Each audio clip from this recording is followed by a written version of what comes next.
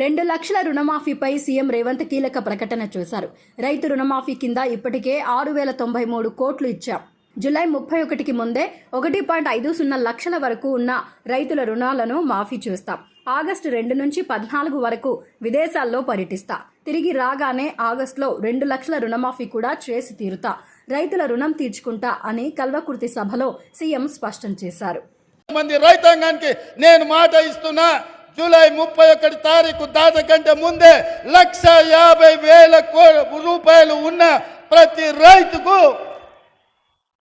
మళ్ళీ రెండో విడత ఖచ్చితంగా 30 తారీఖు జూలై దాట కంటే ముందే 1,50,000 రూపాయల మీ బాకీని చెల్లించి రైతు రుణం తీర్చుకుంటా అని చెప్పి ఈ కల్వకుర్తి గడ్డ మీద నుంచి నేను మాట ఇస్తున్నా. ఇదే కాదు, 2 తారీఖు నుంచి 14 తారీఖు వరకు నేను విదేశీ పర్యటనకు వెళ్తున్నా.